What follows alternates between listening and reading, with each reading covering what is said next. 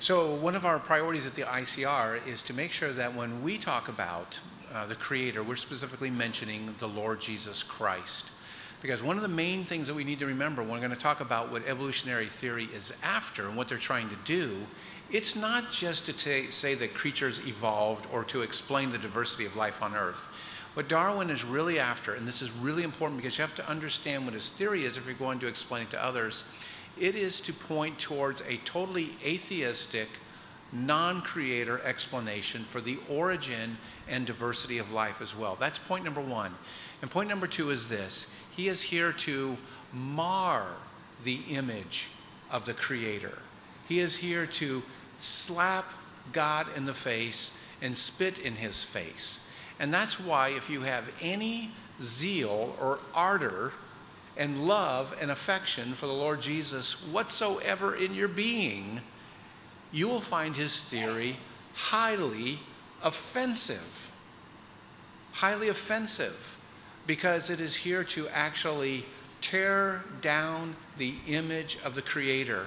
And when you think about our unseen enemy, the only thing he can really do against God is disrespect him.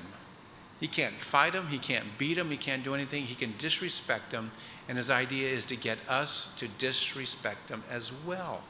And so that's why we need to have a positive explanation for how creatures are really adapting, because everything spins on adaptation. Just imagine, if creatures couldn't adapt, you could never get a theory of evolution going. So we have to be able to explain this adaptation.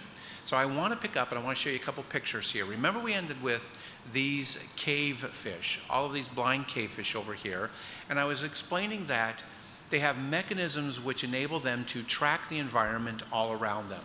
And they have to have three elements in them. The first was what? A sensor. The second was internal logic, and they have to have a way to have output responses. And if creatures are programmed in the same way that when they encounter a similar environment, they will have similar responses. And you see here on the right-hand side of the screen, I pointed out that you end up with insects, you end up with crustaceans, you end up with fish and others, all having these similar responses. Now this is the main thing, is that when we look at these different creatures, and I'll go ahead and push this down. Are you guys getting these different pictures? No, they're not. Oh, Dan, where is it? It's advancing on the side, but not advancing over on the picture. So Dan will come back. He'll make sure that that kind of advances to the next one here. I gotta go back to where we were. There we go. So this is it. We need to get to the next picture.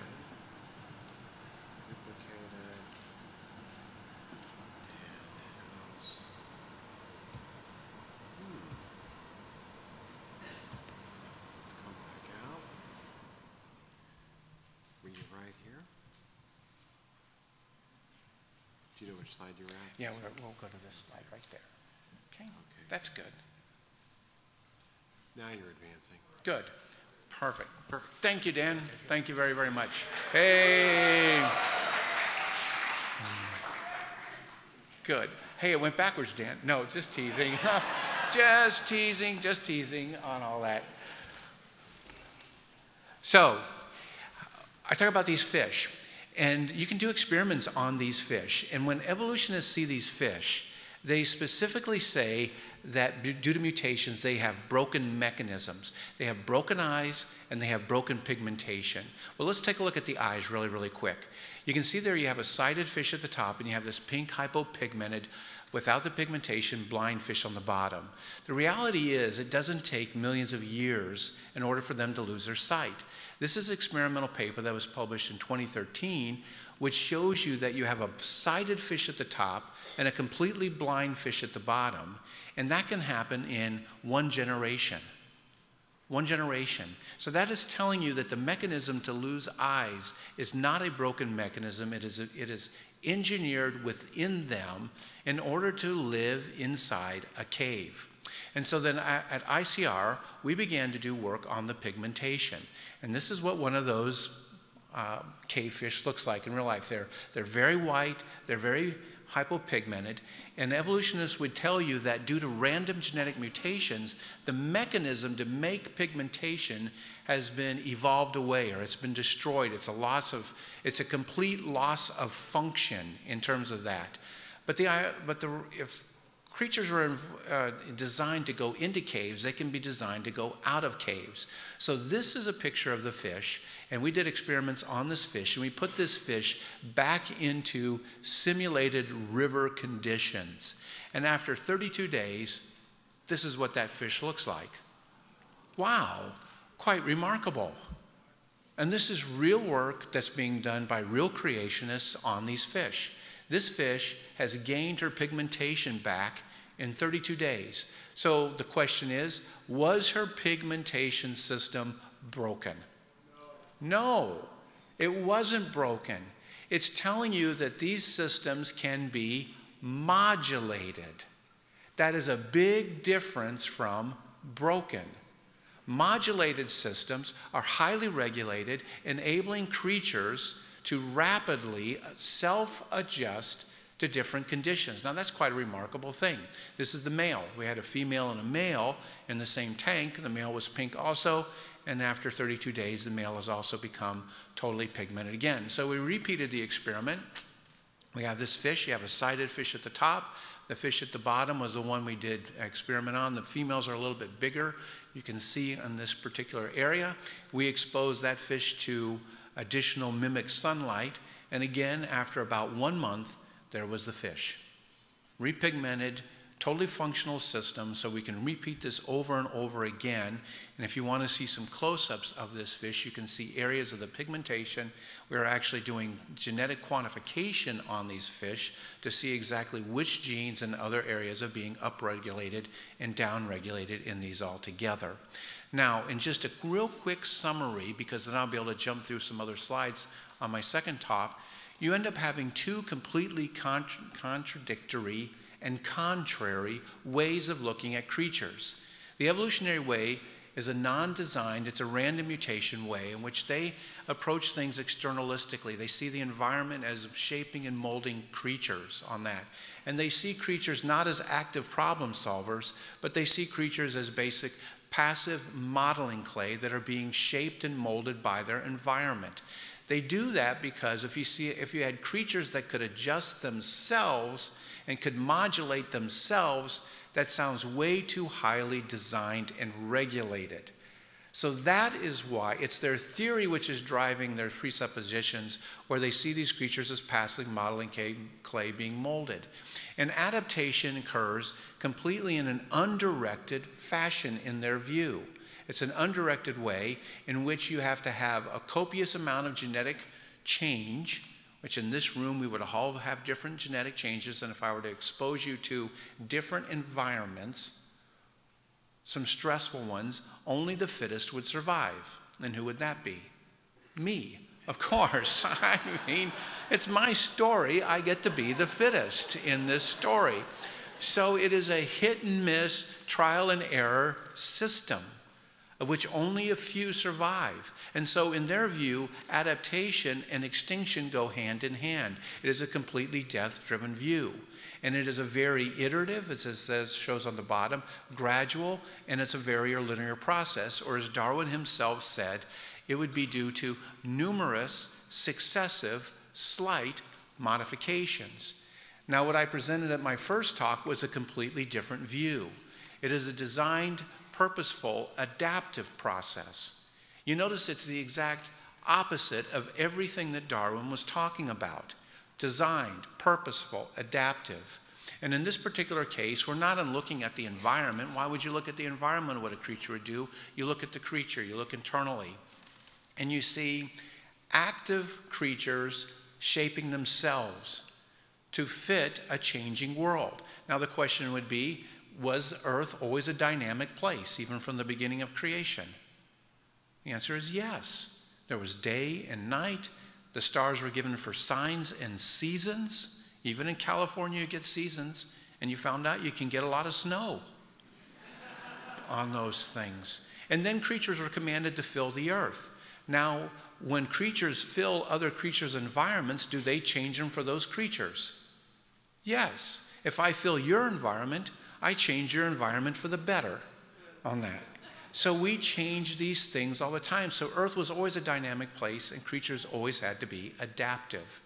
And we don't see it as a unregulated, but adaptation is a highly regulated, rapid and repeatable process. And that they produce solutions which are not haphazard and hit and miss or trial and error, but with a design process, you produce solutions to problems that are highly targeted, highly purposeful, and directed to solve the challenges. Does this make sense? This is why it is a completely different view of Darwinian approach. Therefore, we can't just say we're going to live within the Darwinian explanation and tweak it and modify it a little bit. Darwin was completely wrong on his explanations. You have to leave it behind and go with a fully engineered, fully designed mechanism. And that adaptation, therefore, is something that really, really honors the Lord, because adaptable things are some of the hardest things to engineer and design. Now, I'm going to fast forward to the slides because we don't need to sign up for this again, because you already have, right? Okay, so let me go through. You can read through the summing up on your notes, and let's slip forward to, lunch, David, raise, Darwin's substitute. We can skip the slides. We can do this. And let's get through to this. In other words, we were back to the creature. We want to explain how creatures can do all of these things. And I pointed out during my last talk that words were really, really important.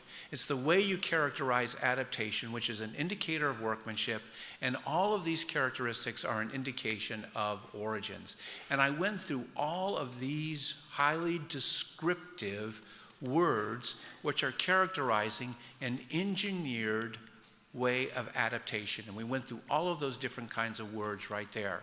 And I emphasized that it was the correspondence between functional elements in creatures and those in man-made things, that you have the same systems in creatures operating in the same way as a man-made thing, doing similar ways, which is really, really indicative of that these creatures were really, really designed from the beginning. And so now picking up, this is why Richard Dawkins, who is a full atheist, a complete unbeliever, why he can say, when he looks at humanity and as humanity looks at creatures, he can say that we are entirely accustomed to the idea that complex elements is an indicator of premeditated, crafted design. And this is probably the most powerful reason for the belief held by the vast majority of people that have ever lived in some kind of supernatural deity. What he's saying is this: when people look at creatures, they intuitively sense. Birds have wings. These are designed for purpose, and that they were highly crafted and that they were created. And therefore, we concluded that a design-based explanation is a theistic explanation, fully theistic. And therefore, evolutionists have to address those same things. They look at the same baby and they have to explain, how did these creatures get these features? And in their view, it's the cumulative adaptations that produce creatures and all of their abilities. So when evolutionists see that baby, they do not see something which was a fully functional, completed entity. That's what we see when we see a baby, or when we see a dog, or when we see whatever it is. We see something that was directly created God, fully functional, and complete. It has the ability to adapt, but the dog is complete. It's a completed thing. When evolutionists see any creature, it is never complete. It is always in a state of change, and every feature, so you look at that little baby, every feature on that baby is an adaptation completely in a state of change. So point number 4, we have to ask, what was Darwin's purpose in forming his theory? You have to understand it. And it is not to explain the diversity of life on Earth. Darwin's theory was to explain, as Francis Aiello, who is the president of the American Academy of Sciences, It was to explain why creatures look so incredibly designed and why they look so highly engineered, but really weren't. And so this paper in the Proceedings of the National Academy of Sciences discusses, of all things, Darwin's greatest discovery. Why would a scientific magazine be producing this? Because scientists are inherently religious, and they're just as fixated on God as anybody else. And so, this is what Francis Ayala says. With Darwin's discovery of natural selection, and you notice, he's never referring to evolution broadly. He always refers to Darwin's mechanism, the natural selector, and we'll explain why that is. The origin and adaptations of organisms were brought into the realm of science. The adaptive features of organisms can now be explained like the phenomenon of the inanimate world as a result of natural processes without recourse to an intelligent designer. That is what Darwin is after. It is to kick the Lord Jesus, the designer, completely out of the picture. And he goes on to say this, that Darwin's theory of natural selection accounts for the design of organisms. Boom! It's not the diversity that Darwin needs to explain. He needs to explain why creatures look so incredibly designed, why they seem to fit their environments so incredibly well, which are all the evidences of a designer. So he wants to explain not the diversity of creatures. Darwin is after explaining the design of creatures, how they look designed. And their wondrous diversity as a result of natural processes, the gradual accumulation of spontaneous original variations or mutations sorted out by natural selection. Now there's your first clue to the substitute designer. Did you catch it in that quote? If not, I'll back it up. From now on until the day you die, this is a long time, hopefully, every time you hear the phrase natural selection, you will always see within one or two words of it a verb. There will always be a verb because design demands a designer and it demands an agent, and Darwin's goal was to get a substitute agent in that could work as if it had intelligence. Where in this quote is the verb? Sorted. And so that's what you need to look for, young people. Natural selection will always be doing something. It will always be acting as if it had a brain and as if it had intelligence. Why? Because the moment you project selective ability onto something, you have projected onto it intelligence and volition. In order to select, you must be intelligent and you must be able to make a choice. And Darwin needed to get God's ability to do those out, and he slipped them in. So as you look at this, within natural selection, suddenly natural selection can do something, and natural selection can what? Sort. What does that mean? Good ones, not so good ones. These, that. You will always find a verb. Act, favor, sort, weed. It will always be there. Always. Because natural selection is not a real thing. It is a way of viewing nature. It's not real. You can't see it. It's a way that you project onto it. And so he sees nature as being able to sort. And therefore he concludes, this was Darwin's fundamental discovery, that there is a process that is creative, although not conscious. And this is where Darwin starts to take you, all of us, into this realm of irrationality, of mysticism and magic.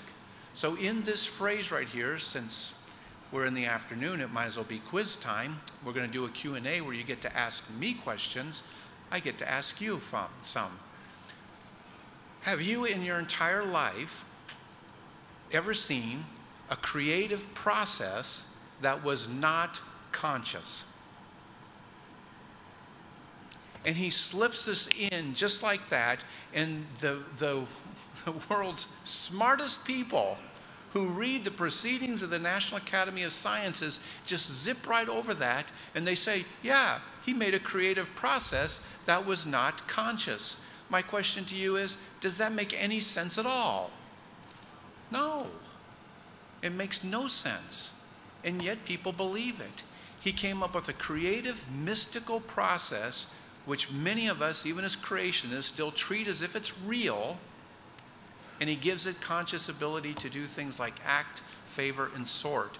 And after people scrub their brain through that, they go from what Dawkins says, where people saw that there was a creator, and that's what the vast majority of people that ever lived, to what Bertrand Russell said was this. But even more, here's the key word, purposeless, more void of meaning is a world which science, and he means evolutionary science, presents for our belief. That man is the product of causes which had no provision of the end that they were achieving, that his origin, his growth, his hopes, his fears, his loves, his beliefs are all but the outcome of accidental collocations, I know, I'm just teasing you, of atoms, adding that nature, omnipotent but blind, in the revolutions of her secular hurryings through the abysses of space, has brought forth mankind with the capacity of judging all the works of his unthinking mother. This is packed with an explanation of what the world sees today.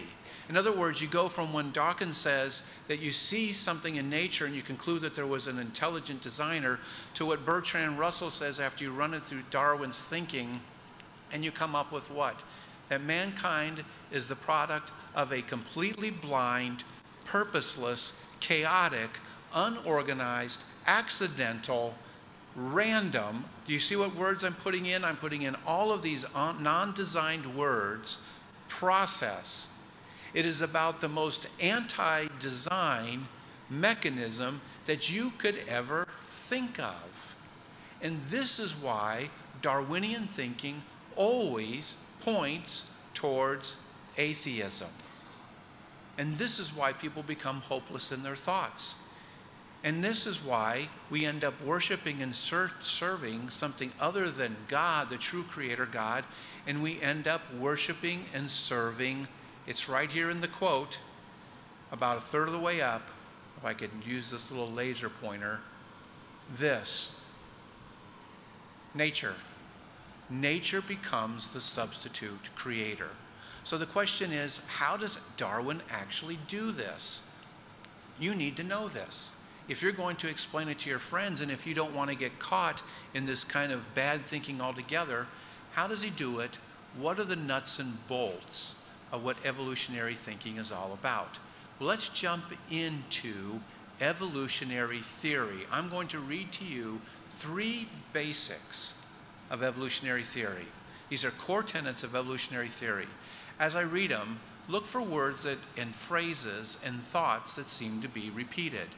The random occurrence of mutations with respect to their consequences is an axiom upon which much of biology and evolutionary theory rests. This simple proposition has profound effects on the models of evolution developed since the modern synthesis, shaping how biologists have thought and studied genetic diversity over the past century. What is an axiom? Random occurrence of mutation.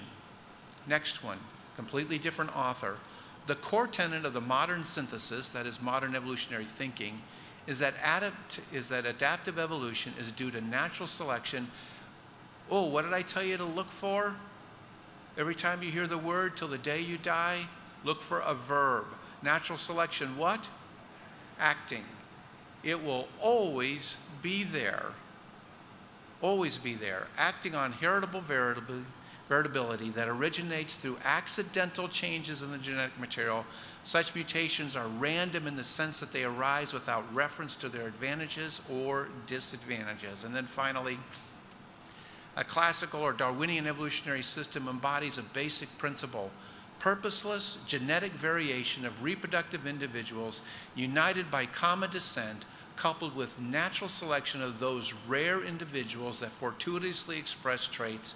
It's a process replete with chance. So if I were to ask you as a quiz, what words kept popping out in this? Random, accidental, chance, broken. You want to know why? Because engineers, real engineers, and there's one sitting in the front row here as well, they don't engineer and design in this way. It is not broken, accidental, loss of function, and all of those things. In fact, Stephen Jay Gould, who was the world's evolutionary theorist until his passing, this is so important. He says, variation in short must be copious, small in extent, and undirected. The specter of directed variability threatens Darwinism even more seriously than any putative failure of the other two. Directed change in adaptation means that there's pressures that automatically trigger heritable variation in favored directions. In other words, Darwinian thinking cannot tolerate or countenance any type of internal regulation of these creatures in and of themselves. And so words are important, and words are able to convey ideas about origins. And this is the key, this is the major nut and bolt of how Darwin is able to do this. It is the characterization that evolutionists consistently put on change, which is the workhorse of their basically propaganda of changing people. And it is the narrative that sets thinking for many, many directions. For instance, when Darwin saw organs that he didn't know immediately the function of, evolutionists characterized them as what? Vestigial. Did they know that they were vestigial? No, they didn't. Does the word, quiz time, does the word vestigial carry ideas about its origins? You better believe it does. It is the characterization which was working on people's minds which carries the work of the propaganda. When they saw DNA that they didn't know what the function was, they characterized it as what? Junk. Does that have evolutionary connotations? Yes, it does. And when they see creatures with individual features like this fish, this paper characterizes those fish features as primitive features, even though the fish is still alive. It characterizes them as fish. They characterize things as pseudogenes. So how they characterize things is how they are doing the work of evolution, even without strong scientific evidence for it. And since these words are important, the words which are indicators of randomness are also conveying ideas about origins. So if we were to play our game once again, very, very quickly, every one of these words I'm going to put up on the screen, I pulled exactly from the scientific literature, and they had to be found in at least 4 papers. First, purposeless. Second, random. Accidental. Trial and error. Next, broken. Next, unplanned, cobbled together, and finally, messy. Every one of these words which the evolutionists are using are conveying something that they say about the origin of this, and every time these words are being used, every time these characterizations are being used, they are indicating a process which no thinking engineer would ever use or would ever point to. And so in their view, every time they see a genetic change, they characterize it as a random mutation. And then they consistently and repeatedly in their scientific literature by the best scientists in the world, they consistently use these characteristics over and over and over again from the time you were children all the way through college, words like purposeless, broken, random, accidental, until they get drilled into your head, and every real thinking biologist automatically assumes when there is a genetic change in terms of an adaptation, they immediately assume it's something that is broken, accidental, whatever, and that somehow they can be sorted out by natural selection to somehow wield an unconscious, creative process. Bingo. This is how Darwin takes people to this kind of thinking. And that unconscious creative process, which is so characteristic, so counterintuitive, it is anti-design, and that he gets people, and the theory gets people to believe that you and I and everything on this planet was somehow brought about through a chaotic, purposeless process. And this indoctrination is repeated so often, and it is told over and over again that people get it into their brains that this is true. Random mistakes, accidental mutations, broken processes, da-da-da-da-da-da-da. And then it somehow is sorted out by some natural selective process that when they think about it, that sounds an awful lot like Darwinian evolution. And it sounds nothing like a direct creation by God. Because people intuitively know no thinking, rational creator would ever use such a chaotic, terrible process. That's the link. And it's all carried by these words. And they end up having their materialistic worldview, and therefore they end up having anti-design assumptions, which are their core tenets or their axioms, which interprets how they see things in nature, that every time they see a genetic change, they reflexively, boom, almost automatically, random broken change, loss of function, something is wrong, purposeless, accidental, and all of these things. And every one of those chaotic phrases is summed up in one word: mutation. Mutation. Now, I recognize that some scientists use mutation as just any kind of genetic change, but when you hear mutation, when most people hear mutation, they're thinking what? Broken, ruined product on those things. And that, brothers and sisters, is inherently and fundamentally anti-design, because no real engineer would do this. But how much time do I have left? If I have 7 minutes? 7 minutes, perfect. Then that's coupled with their idea of selection. Origin of creatures, therefore, point number 6, anti-design explanations. Anti-design explanations are inherently and will always be anti-theistic explanations. You can't get around it. They will always be this way. And how Darwin does things is he always reverses the engineering reality of purpose-driven targeted solutions with random hit and miss outcomes. That is anti-design. He inverts the cause of organismal change and form from internal to external, and then he ends up personifying nature as the substitute agent. Substitute agent. So, how does he do that? How does he end up going to this? Well, I'm going to skip a couple slides because you have them in your note, and they're going to explain the externalism, which we are already able to cover. And they explain the externalistic worldview. These are wonderful quotes. Please read through them because they very succinctly explain it. But then we're going to go to the part in your notes which has a big star on it.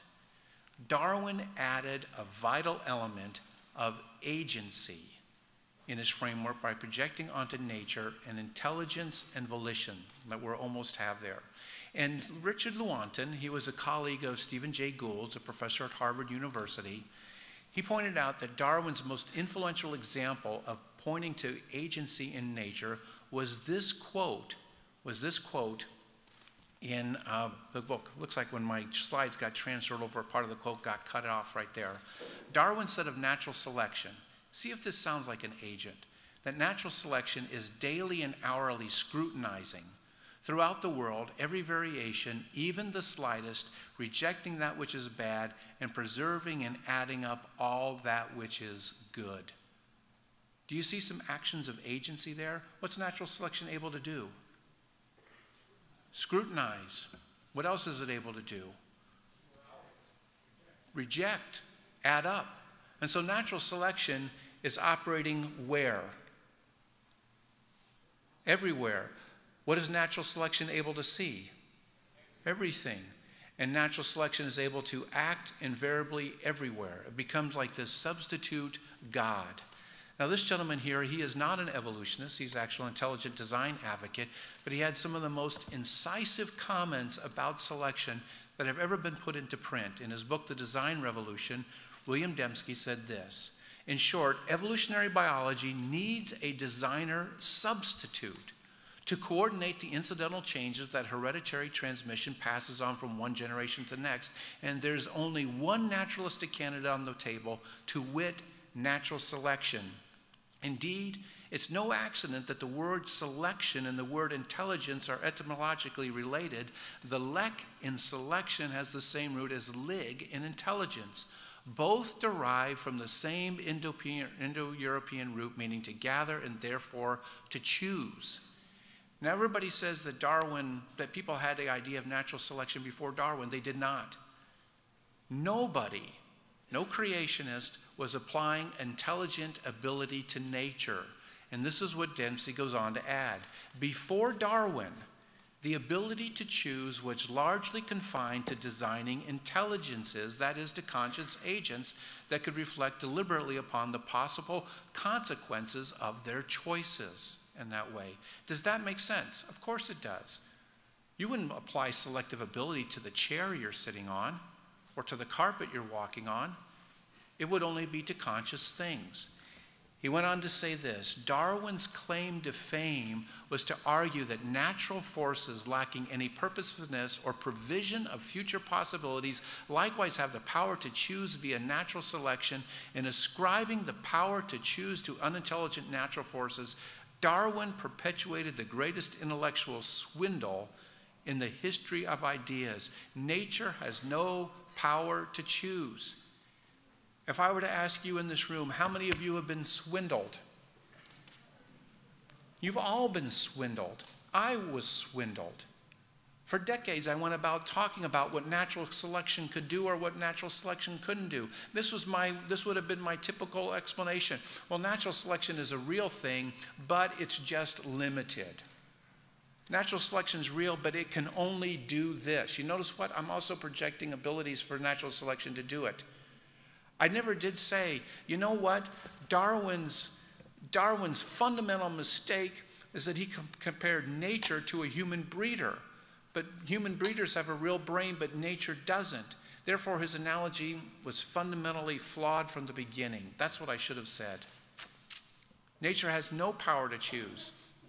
By projecting onto nature, all Darwin did was try to get one God out of the picture and put another God in. He tried to get one agent out and he tried to slip another agent in. And so instead of attributing agency to God, we end up attributing agency to Mother Nature. And therefore, we're here the products of Mother Nature. That's what I should have been saying. You know who says that? And we'll end with this. Point number 8. A big scientific criticism against Darwin, and every one of the people you see in that picture, they're all atheists. Darwin swapped one mystical agent, God, for another one, natural selection. You know what good atheists like? They like to take their atheism straight. That means they don't want to get one God out and put another God in. They want to be true atheists. And so, after people complaining to Darwin, hey, you just substitute another God, by 1868 he said, the term natural selection is in some respects a bad one, as it seems to imply conscious choice. But this will be disregarded after a little familiarity. I have also often personified the word nature, for I have found it difficult to avoid this ambiguity. No, duh. You know, you can't take things which look highly engineered and try to get away from an agent. Therefore, he took God's agency out, and here's the quiz. He substituted what as the substitute agent for God? Nature. Natural selection. Natural selection is the means, but he's actually pointing to nature, an externalistic force which can act on, favor creatures. By the way, where did Darwin introduce mysticism right from the beginning? His book says, on the origin of species it was on the origin of species. And then the subtitle says what? Or the preservation of favored races in the struggle for life. You know, everybody focuses on racism. He's not talking about races there at all. First of all, where's the circularity? It's the preservation of favored races. Well, how do you know that they were favored? It's because they were what? Preserved. And why were they preserved? Because they were. And how do you know that they were favored? Because they were preserved. Okay, and here's the mysticism. You can favor, I can favor, God can favor. Can nature favor? No. It's a mystical action by an agent. That's why Greg Graffin, a professor at UCLA, says the trick is, he's an atheist, by the way, how do you talk about natural selection without implying the rigidity of law? We use it almost as an active participant, almost like a God. In fact, you could substitute the word God for natural selection in a lot of evolutionary writings, and you would think you were listening to a theologian. It's a routine we know doesn't exist, but we teach it anyway. Genetic mutation and some active force choose the most favorable one. Another atheist, Robert Reed, says, indeed, the language of neo-Darwinism is so careless that the word divine plan could be substituted for selection pressure in any popular work in the biological literature without the slightest disruption in the logical flow of the argument. Selection pressure is now given a metaphorically creative sense by modern biologists who ought to be flagellating themselves for selective pressures. Wow. Lynn Margulis, quoted in Susan Mazur's book, said Darwin was brilliant to make natural selection a sort of godlike term and expression who could replace God. Who did it? Created life forms. He made it easy for his contemporaries to think and verbalize Mr. Big Omnipotent God in the sky, picking out those he wants to keep. He has been conceived of as the natural selector. He throws the others away. And finally, Stephen Talbot says, natural selection is always what? Doing things. That's what I said, always look for the verb. And so we hear about the mechanism of selection as well as the forces and pressures that operate it. We learn that natural selection shapes the bodies of behaviors of organisms, builds specific features, targets or acts on particular genome regions, favors or disfavors, or even punishes various traits. Evolutionary biologists routinely speak of natural selection as if it were an agent. Natural selection becomes rather like an occult power of the pre-scientific age. And finally, this one sums it up perfectly. This gentleman in his essay on natural selection says, one source of the trouble was that Darwin liked the term natural selection because it could be used as a substantive governing a verb. Stop right there. I'll just explain it in 20 seconds. A substantive is a real thing. I can govern verbs. You can govern verbs. He takes a concept of nature as if it can govern a verb. That means as if it can do something like a verb. It can do something. And therefore, it says at the end, but such uses appeared to reify, even deify, natural selection as an agent. And all this time, you and I have been using this phrase so innocuously. We've been saying, well, selection is real, but it can only do this. You know what we should have been saying all along? Selection was Darwin's way to project selective ability onto nature, which it doesn't have. And when he projects it onto nature, he projects intelligence and agency so that nature can act like a substitute God. That's what it is, and it's false. And we miss it. If I were to hold up a statue and say this statue can select or favor or whatever, you would immediately see it as idolatry. You would say, that's an idol. That's an idol. Darwin doesn't hold up a statue. He holds up nature, which is harder to see. But he attributes to nature the same thing that pagans attributed to Molech, Dagon, or Baal, or any of the others. It is a substitute creator. That is how he slips in atheistic thinking, and we as Christians should find it repugnant. We should. So thank you so much for your time. And we're going to have my friend David Reeves is going to share with us 21 verses backed by science. This is available in the back area for free. And I'm going to go grab mine as I invite up David Reeves.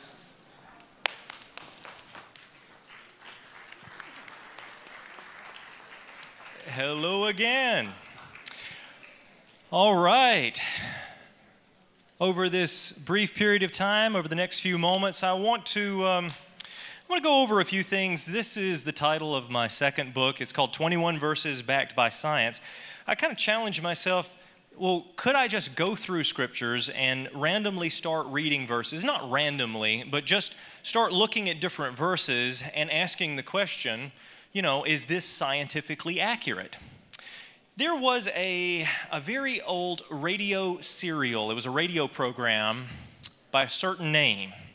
Then they took that radio program and they made it into a television series that was very, very popular. This has been many, many years ago. It was by the name of Father Knows Best. Have anyone heard of that one? Again, it's a little bit before my time, but the concept remains the same. There is so much truth behind that phrase. So when I started researching for my second book, I realized, well, if the Bible is what it claims to be, the inspired Word of God, and Father certainly knows best, the Father of the universe, well then by implication, the Bible should also know best in every single thing it says. It should be true from beginning to end, okay? Because the Father inspired the words that the men would write to create what we call God's Word, the Bible. So what I wanted to do over the next few moments is go over just a series of verses. Again, you can find, there's probably a few of these left on the back table. We've got a table back there. Please grab one freely. While you're there, there's a little blue card. The blue card, if you put your name and address on there, we will get you our email updates. Once a week, we send out an email update and also a free magazine that goes out every other month called the Creation Club magazine. It has children's articles and activities and science articles, breaking news, things like that. So I would encourage you to do that before you leave today because we'd love to get you on that list and share some of the things. It's 100% free magazine, but share some of the things that we're doing in ministry. So what I want to do is I'm going to take you through very quickly, very rapidly, several verses. We will not get to 21 verses. I can guarantee it. Paul told the Romans that all you have to do is look around you, that creation should be evident, that we are without excuse just by seeing these attributes of God all around us, these design patterns, everything we see. So what we're going to do is we will go verse by verse and we'll ask ourselves the question, does the Bible know best? I'm going to need your help with this just a little bit as we say the Bible knows best. Can you repeat it with me? The Bible knows best. That's perfect. All right, so let's start at the very beginning. A very good place to start. Genesis 1 says, in the beginning, God created the heaven and the earth. Wow, that's pretty simple. Okay, yeah, I'm sure most of us here today would probably say, sure, God created everything. But does the Bible know best? It's interesting that even Dr. Henry Morris once noted, in the first verse of Scripture, the words in the beginning is the beginning of time. It's the beginning of everything. It's the origin of time itself.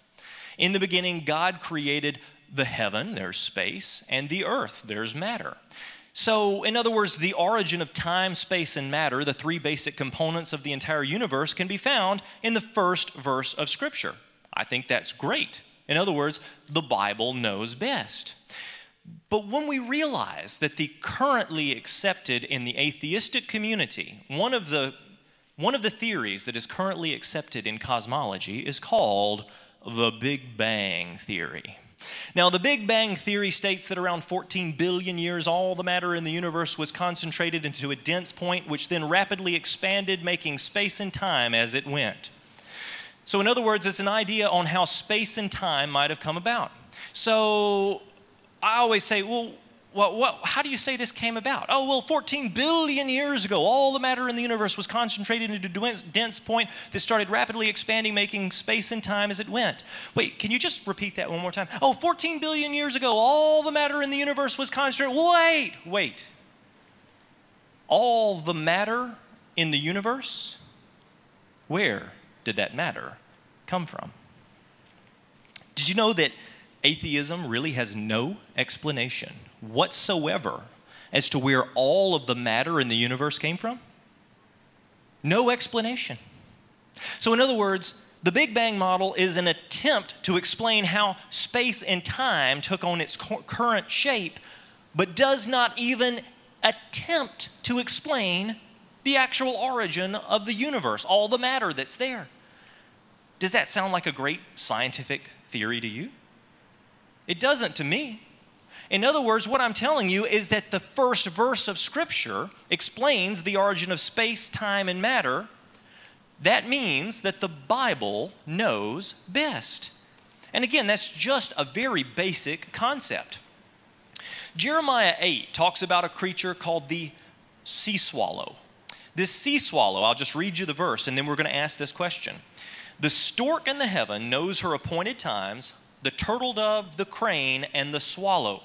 Let's talk about the sea swallow for a moment, or the Arctic tern.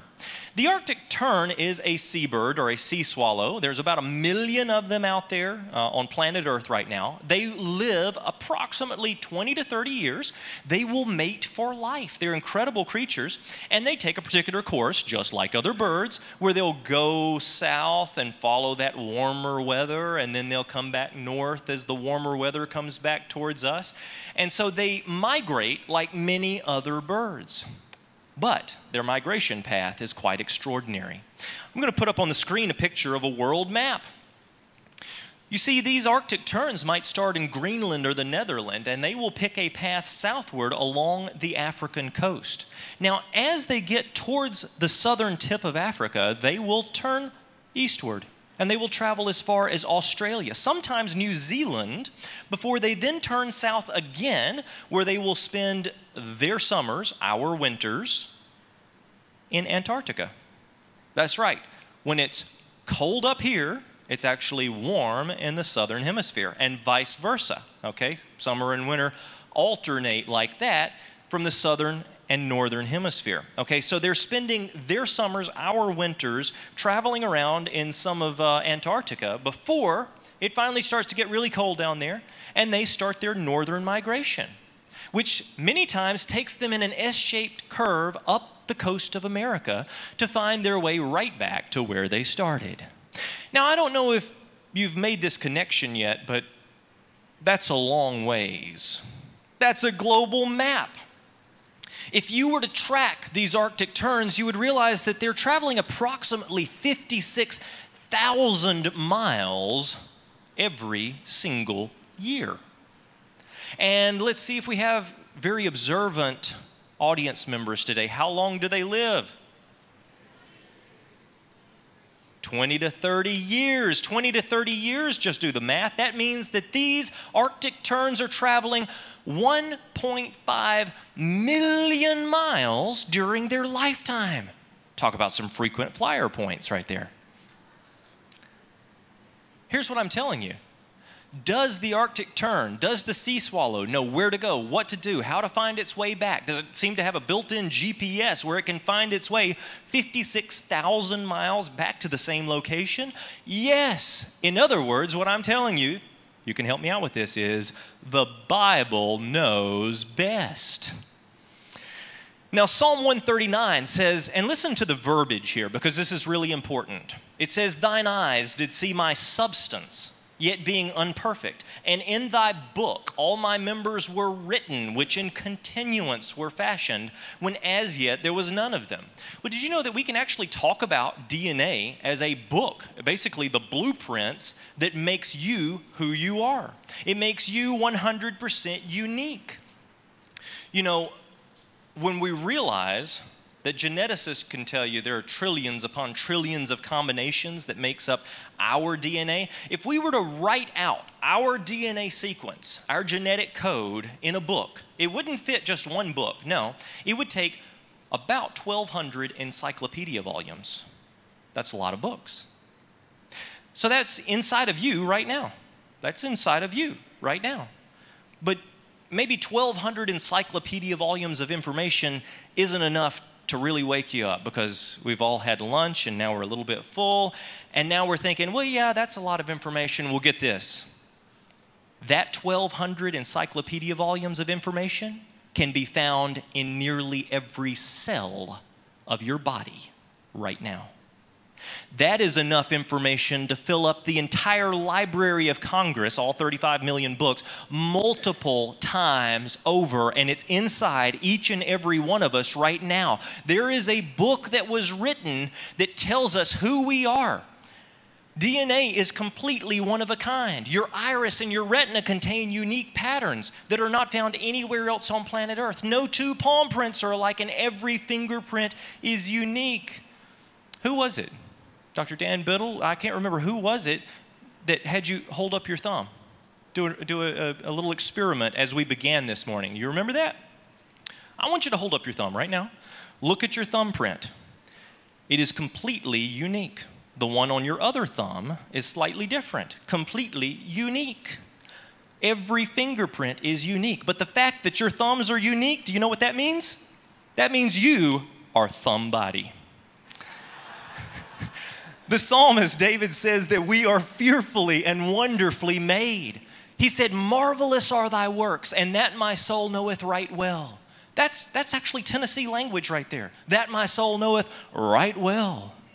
It's right there. We are fearfully and wonderfully made. We have a book inside of us, and the Bible really does know best. Leviticus 17 speaks of the life of all flesh being the blood thereof.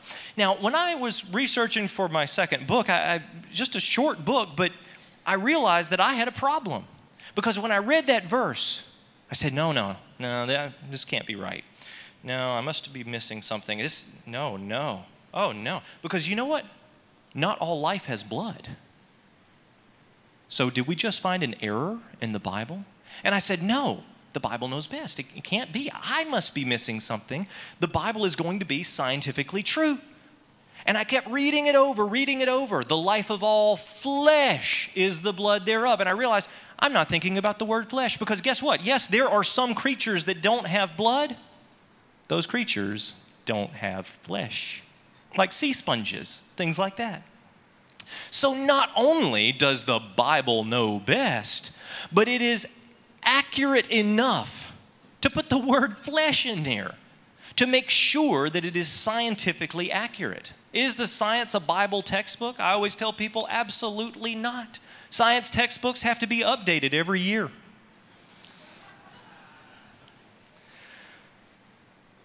Now, before we move on to the other, I'm just going to pull out one more point out of this, something I think we can learn from, all right?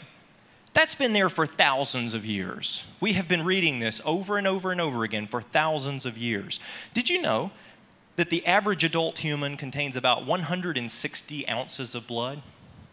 That sounds trivial. David, why do we need to know 160 ounces of blood? Why are you teaching us this? Well, a couple hundred years ago, there was this thing called bloodletting. In colonial times, it was pretty common. They would take blood out of people to try to heal them of certain diseases. Well, guess what?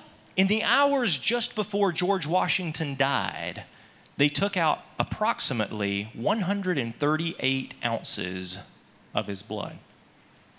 In other words, they took out nearly every ounce of blood in his body, and he died. If only they would have read Leviticus 17, George Washington would still be alive today. No, wait, maybe not.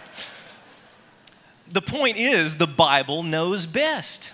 If we were to read Leviticus 11, it says, every earthen vessel where a dead thing falls, whatsoever is in it shall be unclean, and you should break the pot. So in other words, if a dead animal falls into a piece of earthenware pottery, break it.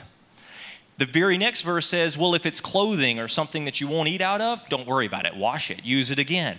Why did God say this and command the Israelites? Is he just trying to put these arbitrary rules and regulations? Is he a malicious God trying to create things that are nonsensical so that then he can catch someone breaking it and punish them? Is that the kind of God we have? Or does the Bible know best? You see, we didn't know about germs until a fellow by the name of Louis Pasteur and several other very brilliant scholars came along and studied these things. I've been to Israel about a dozen times. I have picked up hundreds and hundreds and hundreds of pieces of pottery. Now, every time you find a piece of pottery, if you pick it up, there's at least a 99% chance that that pottery is unglazed. How many of you know what glazing is in pottery? That's right. Glazing is this process which actually seals the earthenware nature of the pottery. Am I correct here? It seals the earthenware nature of the pottery, which kind of makes it impervious to these germs and microbes and things. But the Israelites, they didn't have what it took to glaze all of their pots. So most of them were unglazed. They were earthen jars, just in its rawest form. And if an animal comes along there and dies in the pot, there's no telling what diseases it died from, right? So the very next time they eat out of the pot, it's actually passing on the diseases that animal had to all of the children of Israel. And when you got a lot of children of Israel all in one place, those diseases kept getting passed on and passed on and passed on. So what does God say? He says if a dead thing falls into a pot, just break the pot. It's pretty simple. It was for their own good. And yet, it was only in the 1800s that Louis Pasteur, a Bible-believing Christian, by the way, who believed in God's creation, he came along and said, well, maybe, you know what, there are germs and microbes and things that are passing on these diseases. Absolutely. Did God need to tell us that in this verse? No. He doesn't have to explain himself. It was for their own good that he wrote these things. We need to take a lesson from that. God doesn't have to explain himself. Whatever you're going through, he knew it. He knew you were going to go through this. But he said, you know what? Even though I may not tell you exactly the reason you're going through this, I will take you through this stronger, and I know exactly what is happening. That's an important lesson that we have to remember. And it's an important lesson to remember that in the case of Leviticus 11, the Bible knows best. That was good. That was good. I like that. We're catching on here. Job 26 speaks of God stretching out the north over the empty place and hanging the earth upon nothing. Did you know that there were many ancient cultures, the ancient Hindus, for instance, who believed that the earth was a flat pancake-like disc? That's right. It was a pagan belief. The flat earth was a pagan belief that there was this flat pancake-like disc, and this flat pancake-like disc sat on the tops of giant elephants. Ooh. And these big elephants are standing on a much larger turtle. And the huge, massive turtle is floating in a giant pool of water. That was some of the ancients' beliefs in the earth. But what does the Bible say? It says that God hangs the earth upon nothing. God indeed has hung this earth with the blackness of space all around. It is a beautiful planet designed for life, designed for us to inhabit. And yet we often forget this. Now, how would the ancients, thousands of years ago, have realized that God hung the earth upon nothing? They wouldn't have. That's the concept of divine inspiration.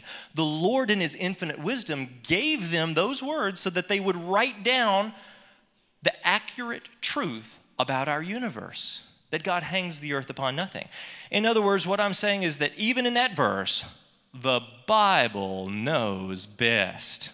Now, there's a verse in the book of 2 Peter that says that the world that then was being overflowed with water perished. It's a global flood account that is spoken of as literal history. It was a catastrophe that reshaped the planet. But does the Bible know best? Is that real science? Is it good science? Surely we would have seen evidence of these things all around the world if it really was such a devastating event. Let's ask that question.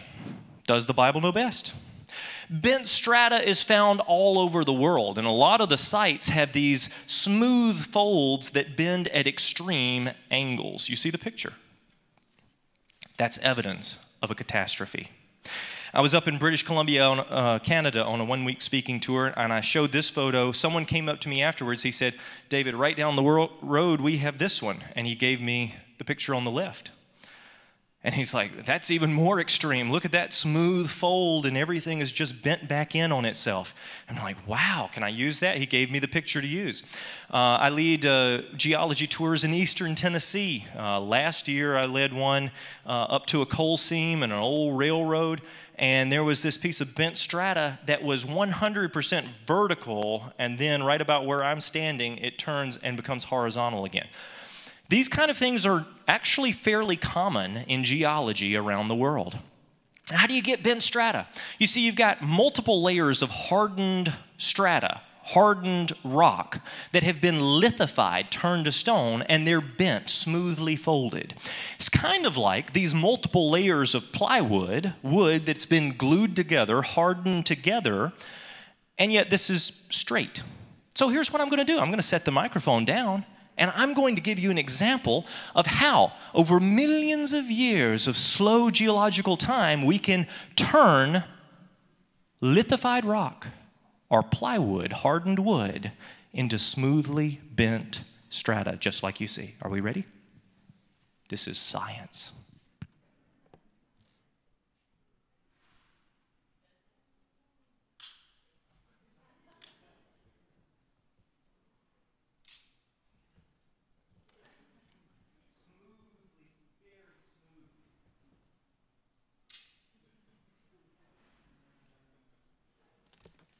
Do you see a problem?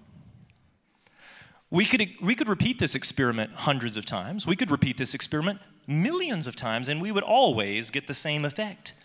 Hardened layers of strata do not simply smoothly bend, do they? So how do you get what we see on the screen? There is one way. You bend it while it is still soft, pliable mud. Now, how do you get that much soft, pliable mud? We're talking about hundreds of feet of strata. How does that happen? Perhaps when the fountains of the great deep broke open and the windows of heaven were open and tremendous amounts of mud, sand, silts, and sediments started stirring up and washing across the continents in tsunami-like waves, laying down layer after layer after layer after layer of these muddy sediments, which then, when the mountains started to form, were catastrophically buckled during the upheavals of the flood, and only after that did it turn to stone, did it lithify. It's the only way to get it. To which the atheist, the skeptic might say, David, no. What you don't understand is that if we were to thrust these layers down several miles below the surface of the earth, well, the heat and the pressure would be so great that you could turn this solid, hard rock into a pliable material which would then bend smoothly. To which I would answer, yes, you are correct. But at that point, when it popped back up again, it would not be sedimentary anymore. It would be metamorphic or igneous. It would not look anything like this. This was clearly, catastrophically laid down and bent while it was still pliable. In other words, all over the world in geology, what we see is that the Bible knows best. To which I get to my favorite example. This may be one of my favorite examples. This is Matthew Fontaine Maury. The story of his life goes something like this. You know, Matthew was in bed one day. He was extremely ill. And his daughter had a Bible. She comes in and she says, I'm just going to sit down here next to the bed and I'm going to read you some scripture, try to comfort you, try to make you feel better. So she opens up randomly to Psalm 8. What is man that thou art mindful of him, and the son of man that thou visitest him? For thou hast made him a little lower than the angels, and hast crowned him with glory and honor. Whatsoever passeth through the paths of the sea, O Lord, our Lord, how excellent is thy name in all the earth. Now, when she got to that part, Matthew sat up in bed. As ill as he was, he sat up and he said, wait a second, paths of the sea? Paths of the sea? He said, if I ever get out of this bed, I'm going to figure out what those paths of the sea are. Matthew, he got well, and he devoted his life's effort to charting the ocean currents and the paths of the sea, paths that ships still follow to this day. This is a global map right here, and what you see, the green lines and the orange lines, those are those paths of the sea. Paths that were just waiting to be discovered until one man got brave enough to say, I'm going to take the Bible at its word, I'm going to believe that it says what it means and it means what it says, and I'm going to go out there and discover what it's talking about. There may be some of you in this audience right now, especially the young ones. You're looking at all of this and you're saying, what am I supposed to do with my life? What am I supposed to do with my life? Maybe you want to go into some type of science. Maybe you already are studying some field of science or biology or geology. I don't know what it is, but I'm going to encourage you, be a Matthew Fontaine Maury. Take what the Bible says as truth and go out there and you can discover remarkable things. Guess what? In Virginia, there's a monument erected in Matthew Fontaine Maury's honor. It says, to Matthew Fontaine Maury, the pathfinder of the seas, the genius who first snatched from the oceans and the atmosphere the secret of their laws, his inspiration, Holy Writ. That's what that monument says. You know what it's actually saying?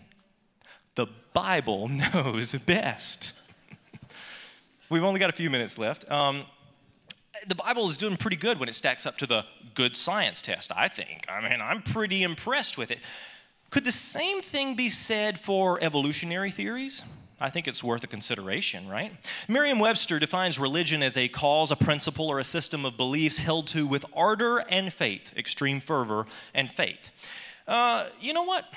I'm just going to have to say this. Atheists believe a lot of things. Atheists believe that the universe started about 14 billion years ago in some magical thing called the Big Bang. They believe that wholeheartedly. You know, atheists also believe that stars coalesced from dust clouds and gas clouds over millions of years and formed the rest of the universe.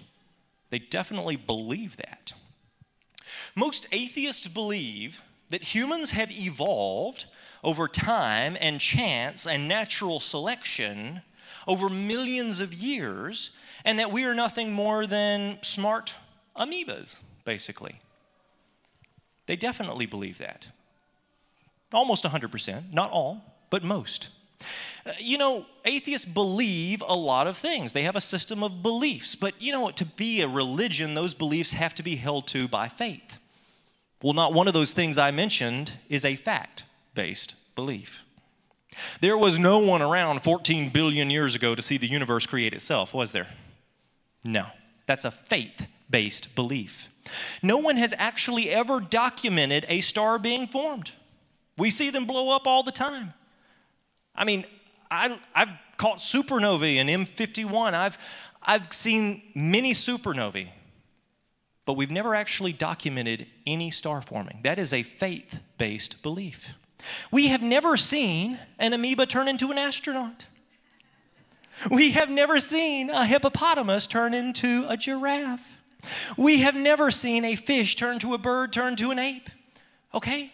That is a faith-based belief.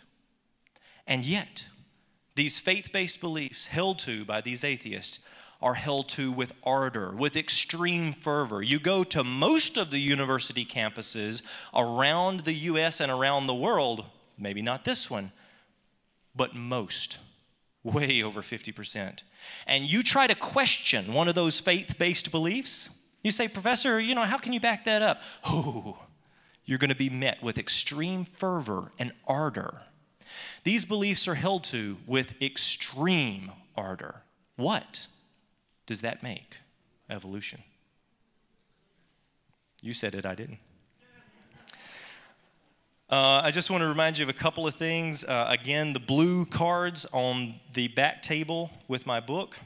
Make sure you drop one of those in the little cardboard box next to it, and I'll make sure you get the free email updates and the free Creation Club magazine every other month. And now,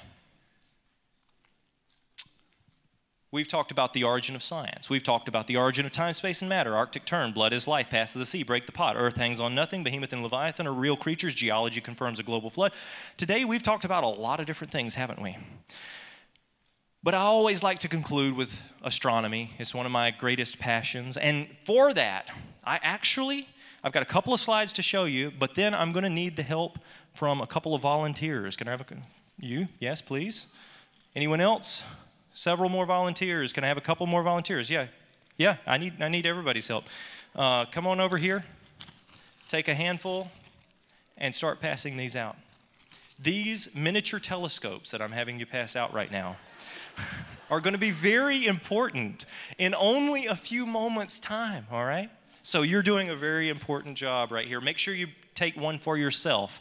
And we probably won't have time to get everyone one, and I know you're jealous if you don't get a miniature telescope. Now, you may be looking right now, and you're like, David, actually, that looks a lot like a coffee stir. No, it's not. That is a miniature telescope. All right, so again, I told you a few moments ago how astrophotography, the study of astronomy, astrophysics, cosmology, cosmogony, and astrophotography in particular were some of my passions at an early age. How I started taking photos of the Great Orion Nebula, how I started taking photos of all of these other nebula, planets, galaxies, everything that's out there. And I realized that there was a lot that we can learn just from the cosmos itself, but not by worshiping the cosmos. Yeah, I get invited on television programs and radio interviews a lot, and they're like, now we have David Reeves, the astrology expert. And I'm like, wait a second. Astrology is the belief that you can divine your future from the stars, the planets, and their motions. Astronomy is actually looking at and studying the heavenly bodies. And we can learn a whole lot by looking at and studying the heavenly bodies. All right, so here's what I want to do as we conclude. I want to look at the number of stars in our universe. And this is our a Bible knows best moment at its finest, right? Because there is a passage in Genesis 15 that says, "Look now toward heaven and tell the stars if you're able to number them." Did you know that we've actually tried to estimate the number of stars in the observable universe? This is just the observable universe, just the ones we know about. We don't know about the ones we don't know about. Best estimates so far come to around 10 sextillion stars. That's a 10 with 21 zeros after it. That's a big number. Now you're like, oh yeah, I've seen bigger numbers. Well, let me put this into perspective, all right? If you were to pick a grain of sand up on any beach or in any desert, anywhere on this planet, you could pick that grain of sand up and confidently say, for each grain of sand, there are at least 1,000 stars. This represents at least 1,000 stars. So I think it's safe to say that just according to Jeremiah 33, yeah, we'll never know the actual number of stars, but there's a lot of them. So the Hubble Space Telescope, ultra deep field, decided to do an experiment. They said, could we take a photo of deep space in between two stars? So here's what I want you to do. I want you to hold your miniature telescope up at arm's length, not right here, you poke your eye out if you do that. Hold it up at arm's length and point it to the star field on the screen. Is there a possibility we can get the lights down? Is that easy to do? I don't know if that's easy to do or not, but if it's possible, I want you to hold it towards the screen, arm's length, and try to find a star. Now, that's going to be very difficult. Some of you might have found one. If you found one, I want you to point it in between two stars. Point it towards the blackness of space, in between two stars. The Hubble Space Telescope looked in an area of sky just as large as you can see right now through your miniature telescope. They took a picture of that area, just that tiny point of light that you can see in a dark area of space.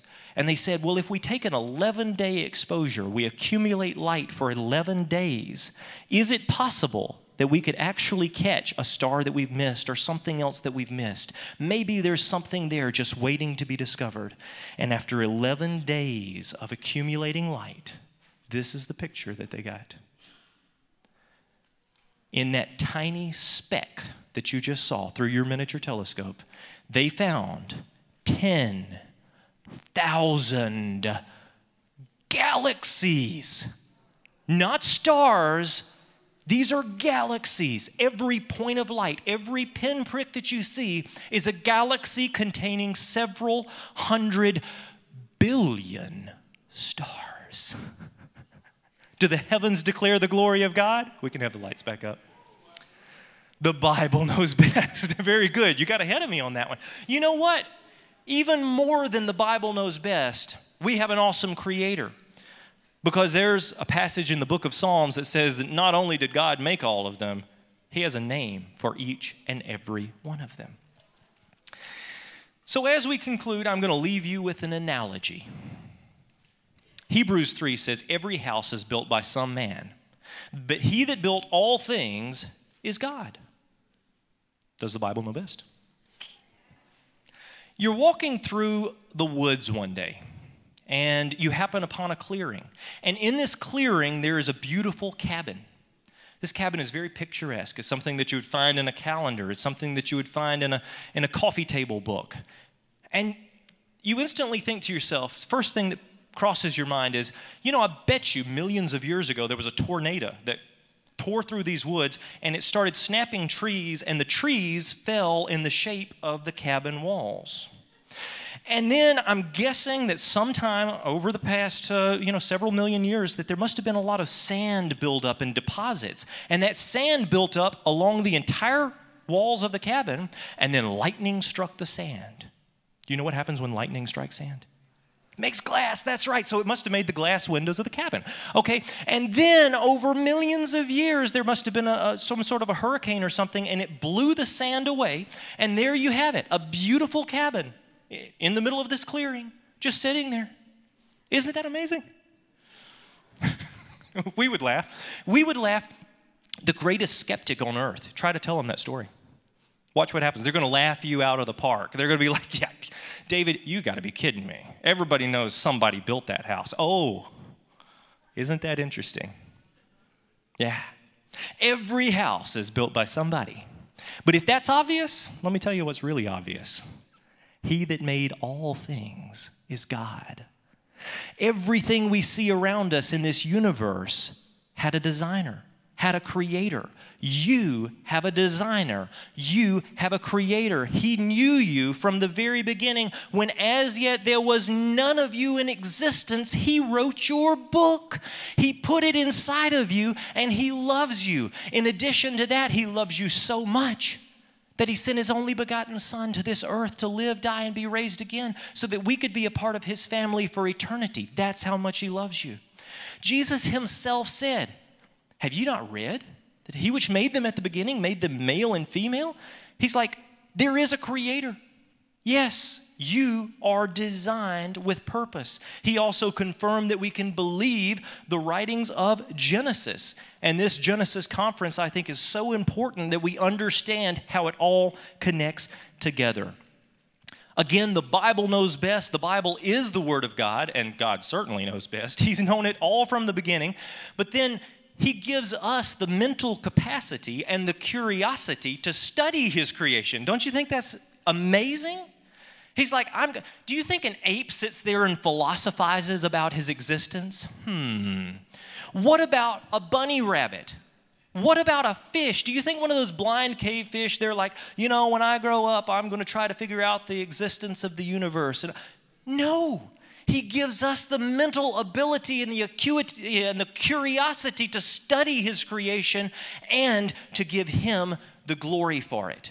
And if we don't take that opportunity, if we don't take that out and be champions for the truth of God's word, if we don't use these types of things to witness, to be a better, a more effective witness, then we're missing out on something. I have people come up to me all the time and they say, David, you know what? That's all good and all, but we don't need it. We're Christians. And to that I respond, I know where you're going with this. Yeah, absolutely. I have faith that God is real, that Jesus really did live and die, that he was raised again. Yes, I have faith. Here's the thing. Our Christianity is not a blind faith. The evidence is all around us. And to conclude, I will just say this. Do you think all of these things that we've read today that were written thousands of years ago, these are accidents? I have atheists and agnostics come up to me all the time. David, you're one of those Christians. You just believe in this ancient book of fables written by goat herders, don't you? To which I reply, you know what? You've got a portion of that correct. I do believe in an ancient collection of writings that were written by goat herders, by shepherds, by poets, by kings. You know what they weren't? They weren't scientists. But they got the science 100% correct. They got the history 100% correct. They got the prophecy 100% correct. And thank the Lord, they got the gospel 100% correct. Do you think that's by accident, or do you think that we have an intelligent designer who created us with purpose, who inspired men to write his words so that thousands of years down the road, everything would be 100% correct?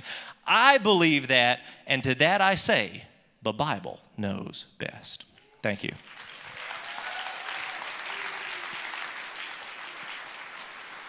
Okay, are you guys ready? We are about to wrap this up. I've got the next 20 minutes, or maybe 25 or 30 minutes if the time police doesn't grab me. And then we have our Q&A panel. I think Joe got 40 or 50 questions in the back, so we will hit those soon. But I'm going to take the next 20 minutes and talk to you guys about Noah's flood, one of the most passionate topics that I have in my life because it was really, really involved in my conversion story. I was saved when I was 11, kind of walked away from my faith until I was about 17, but I've been locked back in and walking with Christ since age 17. But I didn't know that Genesis was true history until about 10 years ago, and the evidence for Noah's flood is what pulled it off for me. So just by way of reminder, all of our students in the back, if we still have any left, are free to students. If you're kindergarten to college, all of our books or DVDs are free to you guys. And then if you are an adult, you can go ahead and pay. That would be great. We have our movie about Noah's flood coming up. It'll be this year. It's going to come to theaters probably in December. It's called The Ark in the Darkness. I mentioned it earlier today. And we've got a book that covers a lot of the evidence we're going to be going over in that movie and also in my talk. We do have the leading flood movie right now on YouTube. It's called Noah's Flood and Catastrophic Plate Tectonics from Pangea to Today. Has about 2.7 million views, and in 22 minutes, it's going to cover a lot of the research I'm going to go through right now. So let's first start about the Genesis flood timeline. I tried to make one single slide, and again, this is probably not in your handouts, so send me an email. I'd be happy to share this slide. But in one slide, we see the whole layout for the process of the flood here. So the flood was not just a 40-day process, it was a 371-day process. The water inundated the earth, zenith at about day 150, then the water subsided for about 150 days, and earth dried out for 70 days. The flood process, we have the word bakah here is when we have the breaching or the fountains of the great deep opening up, the water rising. Then we have the peak, and here's all the scriptures that go along with that. Then we have sheet flow that's coming off, causing all kinds of erosion after the water zenith. And then we have channelized flow that happened after that caused all types of geological features we see, like in the middle of America with a lot of channelized flow. But in one slide there, we have the whole summary of Noah's flood. Let's first talk about the extent of the fossil record. I think this is a very obvious thing for those of us who have studied the fossil record, but we have billions of dead things buried in rock layers laid down by water all over the earth. Every single one of these dots that you see up on your screen is not just a fossil find, but a fossil bed. Most of them are mega beds. So you can see the ones in the middle of America there, but each one of these green dots represents a huge fossil find, in most cases with thousands and thousands of fossils. Where did they all come from? What mechanisms caused them to be there? We can go in the middle of America and we can see the Jurassic layers, the Morrison Formation, which is about a 700,000 square foot area. Then we have all these layers laid down, and then we have the Cretaceous layers layered, heaped right on top of them. What on earth could bring up that much mud and stratify it in layers? Here we have Dinosaur National Monument in Utah, same thing. We could fly a helicopter through that ravine. Huge, huge layers. We have a lot of erosional channels that are here, but a lot of flood layers that were laid down there. We have example after example all over the earth. But there's a couple interesting things I want you to notice, that in most cases where you look at dinosaurs and you study them using the field of what's called taphonomy, or studying the conditions in which fossils are buried, we see that the dinosaurs are buried in a matrix of three products: ash, mud, and sand. So I had to ask myself, what huge cataclysmic process could take and bury dinosaurs in hundreds of feet of mud, under hundreds of feet of mud, in a matrix of ash, mud, and sand. Those three products, not any other product. And I'm going to show you the mechanisms of Noah's flood today that are responsible for that. So there we can see by scale, we have a couple of cars. We can see these huge stratified layers. That is in the Hell Creek Formation, where we find a ton of dinosaurs. But the interesting thing is, a lot of these sites have bentonite, huge, huge piles of ash, more ash than we can even fathom. That these dinosaurs are buried in these three different products. What on earth could do that? For example, if you go to Dinosaur Provincial Park in Canada, we see a huge area there. You can look for a span of 14 miles. I've been to this location, 14 miles. And as far as you can see, you see these hoodoos, layered up mountain heaps of mud, where we find dinosaurs buried with mammals and fish and oysters and clams and all kinds of different species, fish, turtles, mammals, amphibians, all buried together. So you're looking out over this 14-mile expanse. There's tens of thousands of dead ceratopsian dinosaurs, and there are herds upon herds of ceratopsian dinosaurs. And you're looking over this area thinking, okay, well, if the dinosaurs are under 50 feet of mud or 100 feet of mud, how much higher did the water have to be to deposit the creatures under 100 feet of mud? It's then you do quickly gain the scale of what happened during Noah's flood. We also have species-wide extinction right in the middle of America. Here's a picture of every dinosaur species that's been found in the Morrison Formation. Every single one of those creatures are buried in those layers, killed at the same time. Dozens and dozens and dozens of different types of species of dinosaurs, all buried in the same area, the same time. So what in the world could do this? What could, if the Noah's flood was a worldwide event, we would expect to find dinosaurs that died at the same time, died together, and in the similar regions. So let's study to see if this is actually true. If you go in and look at all the hadrosaurs, so we have here all the hadrosaur fossils that have been found in the middle of America. I'm going to play that clip again. You can go up and see, here we go, hadrosaurs, the whole family. All those dots are where the hadrosaurs have been found. And then we see the blue layers are the Jurassic layers. The Cretaceous layers are piled on top. And then we have some of the dinosaurs on the downslopes there. A massive fossil bed where all the hadrosaurs are found. Well, it's not just the hadrosaurs. It is also the Allosaurus. Keep your eyes on all these blue dots here. Every one of these blue dots are where the Allosaurus species have been found. We've got some down here, some in the middle. Keep your eyes on those dots and I'll fly in the sauropods. Buried in the same place. Same time, same place, different creature. What about Stegosaurus? Same place, different creature. And we fly in all three at the same time. What on earth could take those three different species, all of them at the same time in the same location, and kill them all together? When have we ever seen in nature a bunch of deer cuddle up with a bunch of grizzly bear with a bunch of raccoons and lie down in a watery grave together and be covered with 50 feet of mud? We're looking at an international scale, worldwide cataclysm here. When you start digging into the details, it gets even more convincing. Here's a guy that was even featured, his character was, in the Jurassic Park movies, named Jack Horner, a worldwide paleontology expert. He writes this interesting book called Digging Dinosaurs, and he says, he even labels it, if you can see that right up here, it says the search for that unraveled the mystery of baby dinosaurs. So he writes in this book, and he says, hey, I found this place where there's that 1.25 miles long, goes east from west, where they found 30 million fossils representing 10,000 Maiasaura dinosaurs. So just think about that for a minute.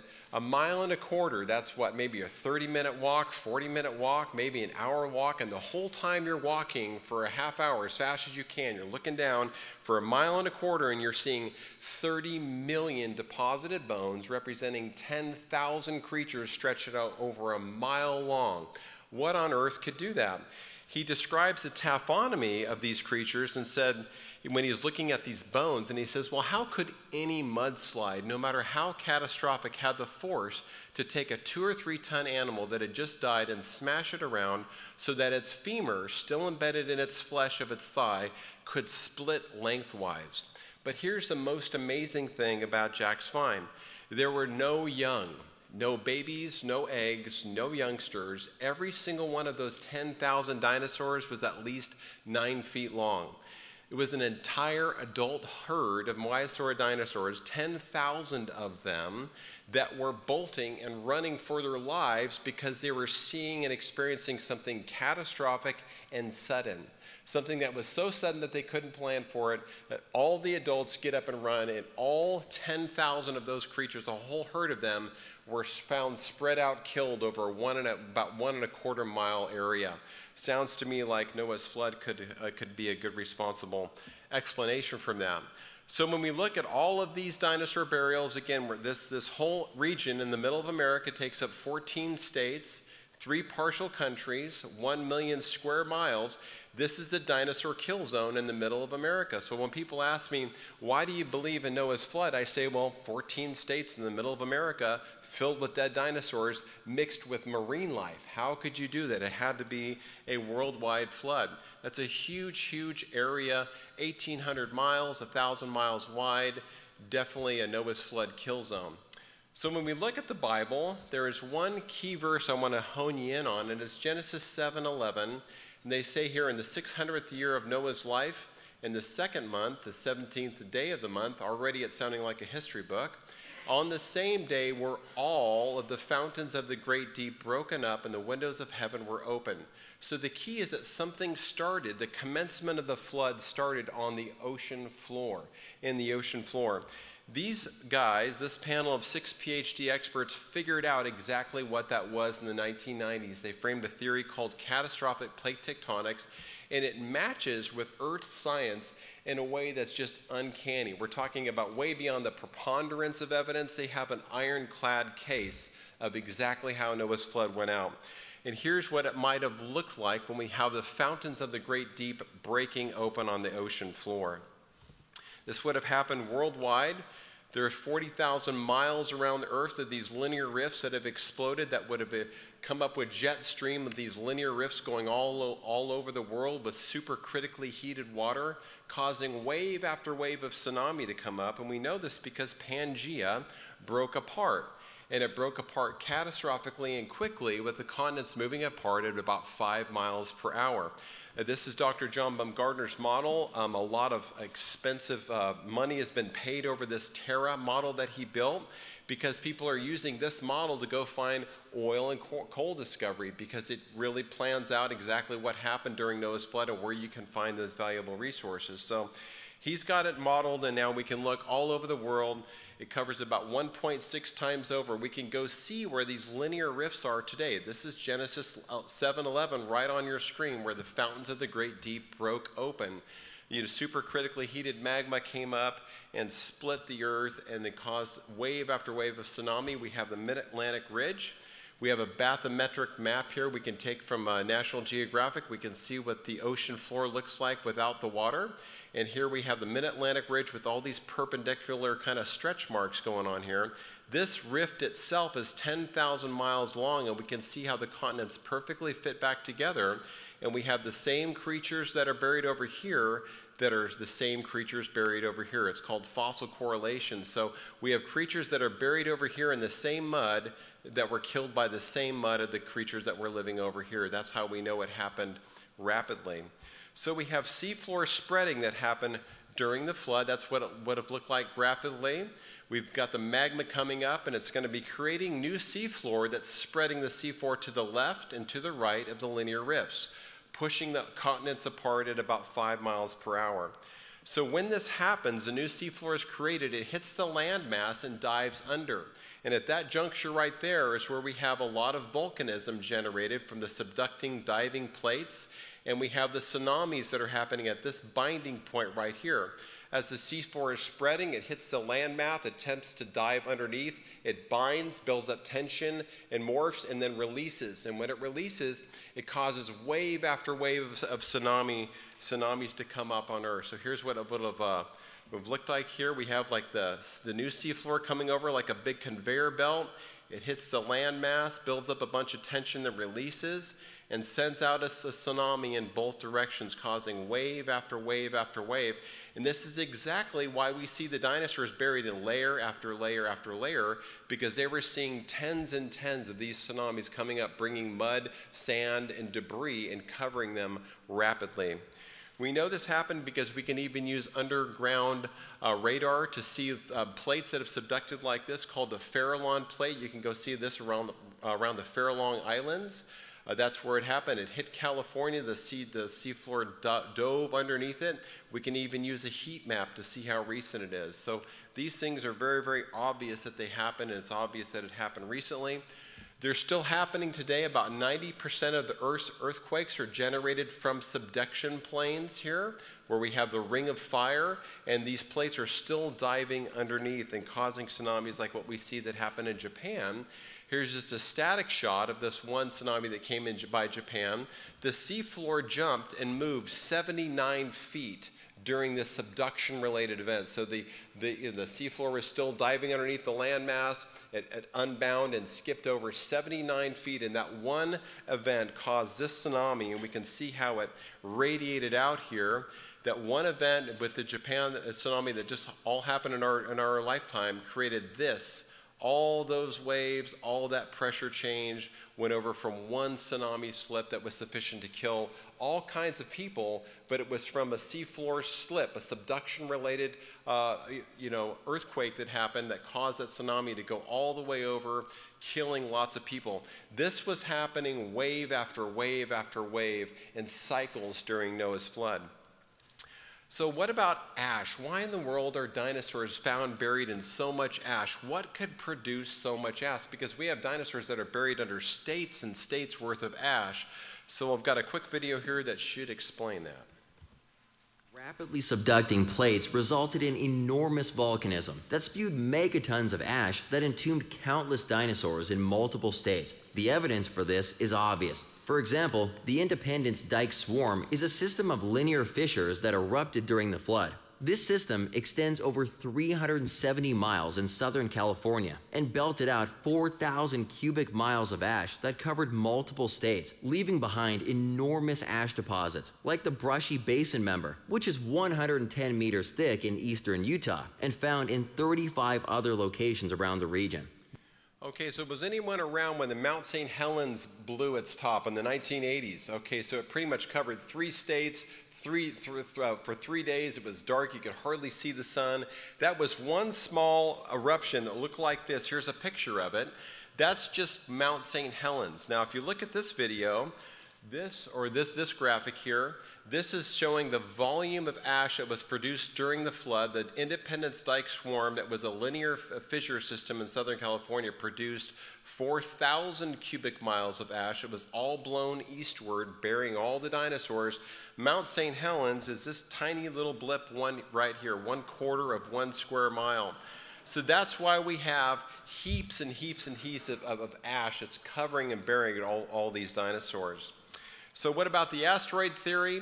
So we will just show that real quick because I know I'm almost out of time here. So that's in Montana where they found the largest T-Rex. That's where they say the asteroid landed that made the dinosaur extinction. But look at all these dead dinosaurs that are way, way, way far away. So if we drop the rock and simulate the Chicxulub asteroid, how in the world did that asteroid that fell way down here bury these creatures under 100 feet of mud? It completely misses. So the next time you're in a natural history museum, just know it is a completely failed explanation. What really happened is we have the tsunamis that are bringing in water from the west to the east, moving in a system-wide process going from the west to the east, burying all these creatures in wave after wave of tsunamis. So on dinosaur taphonomy, I'm going to go ahead and end up now because I want to make sure that we have time for our Q&A panel. But I will say this thing. One, what really clinched it for me, and hopefully we have one of these in the Q&A sessions, is dinosaur soft tissue. Right now, as I stand here, there's 122 peer-reviewed scientific journals that are not from creationist publications that have established not 5, not 10, but 16 different types of bioorganic materials that they're finding in dinosaur bones. This is absolutely a case closed, evidence for young Earth and for Noah's flood. So we have a lot of great questions here. We're going to go through them. And would you check that mic for me? Thanks. Check. All right. Okay, let's get to it. First question is, what is carbon dating and how does it fit into creationism? So radiocarbon dating is when they take carbon-14 and date it because it has a known half-life of about 5,700 years. I'm actually on an international committee or panel of radiocarbon experts around the world, and I get the privilege of talking with people who actually pull the handles on accelerator mass spectrometer machines. These people own carbon dating. They know it really, really well. And all of them are young Earth creationists, so none of them are afraid of how carbon dating fits with our paradigm of a young Earth, with Earth being about 6,000 years old. The problem with carbon dating is it works good for a couple thousand years, and then after a couple thousand years, you have to really start leaning heavily on assumptions, because there are 8 different external factors that can change radiocarbon dating, things like Earth's magnetic pole to the moon. Solar flares can change it. If you have a volcanic eruption, it changes carbon dating. Even forest fires can change carbon dating in an entire region. So these assumptions go on and on and on and on. Even when they were testing atom bombs in the 1950s, the amount of radiocarbon doubled in the atmosphere from 1950 to 1960. So there's all kinds of assumptions that you have to believe are true and constant when you want to try to use carbon dating to go back 10,000 years or 20,000 years or 30,000 years. But this panel that I'm on with people who understand this very, very well, they're operating the machines, none of us are afraid of the results, and it's just that you have to get into a lot of assumptions the further and further back that you go. The problem with the wide variability of radiocarbon dates that people were getting became so bad that years ago the British Research Council did a blind experiment where they sent out radiocarbon dating artifacts to about over 3 dozen labs around the world.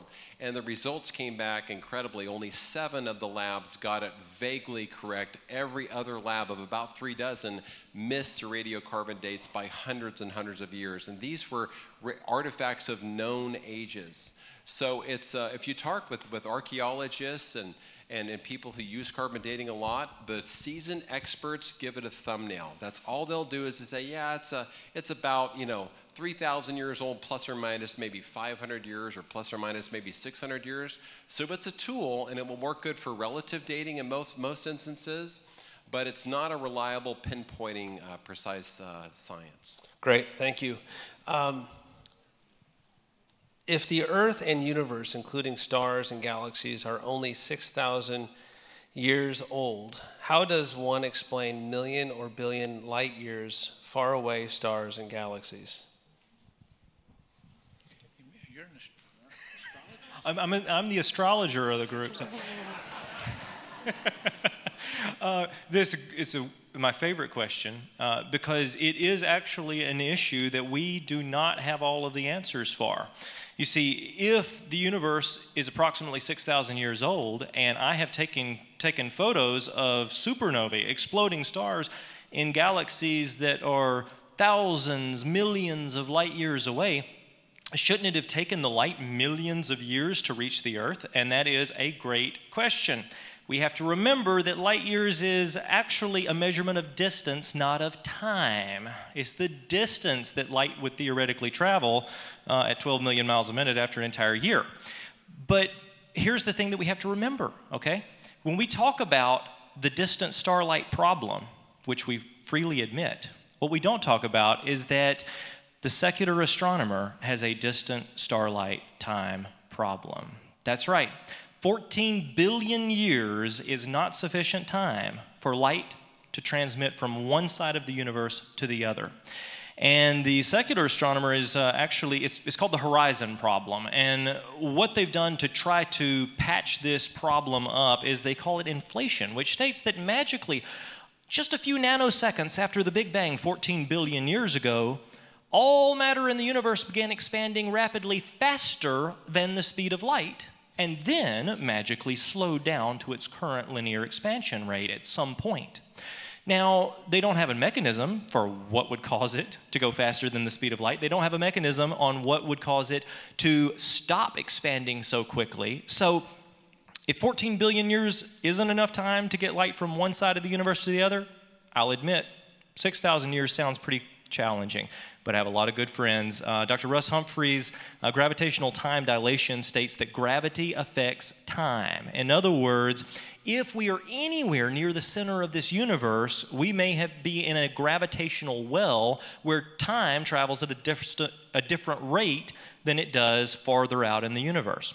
That's a potential way to solve this problem. I have another good friend by the name of Dr. Danny Faulkner. He has his PhD in astronomy, and he says that, there's actually a passage in Genesis that talks about dasha multiple times, a rapid maturing. So could God not have created the universe and then rapidly matured it or stretched it out? Potentially that might solve the starlight and time problem.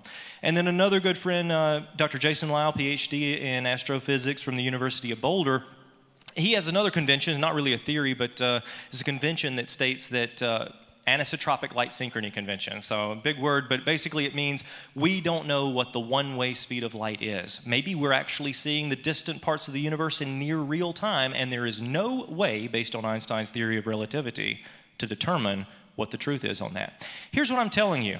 The secular astronomers have a distant starlight and time problem, which they have fixed with a supernatural, magical component. I don't think I really have that big of an issue. God knows how he did it, and we'll find out one day. Awesome. Thank you. All right. What is the leading proof that dinosaurs lived recently? Oh, that sounds like what you got up on the screen. Yeah, I think what I left up on the screen, I think for me it would be dinosaur taphonomy. If the dinosaurs were just buried in mud, that would be one thing, but they're buried in a composite of mud, sand, and ash.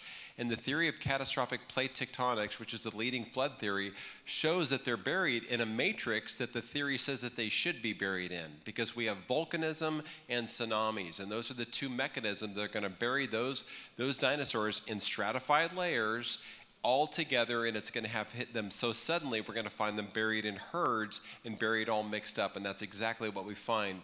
97% of the dinosaur fossil record is disarticulated, meaning they got hit so fast with something that they didn't have time to deal with it. They're all scrambled up, as we mentioned, with some of their femurs even split lengthwise. But for me, the clincher, I think, even when I speak at colleges, I say, look, it's not me as a creationist that has the issue with dinosaurs or dinosaur evolution. I turn the pages and say, actually, you guys, the evolutionists, have the biggest problem because there's two things that are existing at the same time. Their current science books, secular science books, say that collagen is a soft product that has a half-life and a known shelf life. It should decay, all of it. Some scientists say 10 to 30,000 years. Some scientists say 100,000 years. And some scientists will stretch it all the way up to 300,000 to 900,000 years, basically if you put it in a pristine burial situation. But in all situations, these dinosaurs, especially the ones in the Cretaceous, the topmost layers, they have collagen preserved in their bones. And current secular science says we only have mechanisms to say it should only last about 100,000 years, so they currently have no answer why that product is still found in dinosaur bones. But to us, we have no problem whatsoever. It doesn't surprise me that dinosaurs still have 16 fresh bioorganic materials in them, because they were recently buried about 4,500 years ago in a flood. In fact, it's even still surprising to me after 4,500 years that we could still find soft, pliable bioorganics in dinosaurs even after that long. So I think for me the clincher would be dinosaur soft tissues, and ICR happens to have I think the leading expert in the world on it, Dr. Brian Thomas. His PhD's in paleobiochemistry. Did I get that right? From Liverpool. And Brian knows what he's talking about, and he's got heaps and heaps and heaps of evidence and all kinds of papers that he's done on it. So for me, it really is a case closed issue, and most evolutionists that have studied this admit it, that they're having to try to come up with rescuing devices to try to desperately save the idea that dinosaurs are 65 million years old, because the scientific data doesn't support it. Thank you. Can you provide an example of CET and how it applies to humans, part one? And can the cavefish who appeared to lose their eyesight regain it? Dr. G.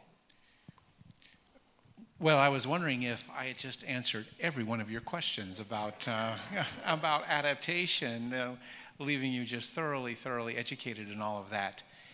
2 questions. CET in regards to humans. Yes, there are some great examples of it. It's not the ones that you would normally think of.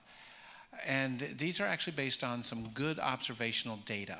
And both of them relate on how organisms and how humans basically adapt to specific conditions, and both of them relate to the challenge of starvation. And the first observations went all the way back to the 1940s, right at the end of World War II. The Germans had invaded Holland, and they were restricting the food that the people there were getting. And these people were starving. But women were still getting pregnant during that time. How do humans respond when they are in starvation conditions? That was an interesting finding. They found out, and they didn't know the exact underlying mechanism on it, and I think we have a better understanding of it now, that the children that were born during that time actually had a propensity to be what they called calorie hoarders.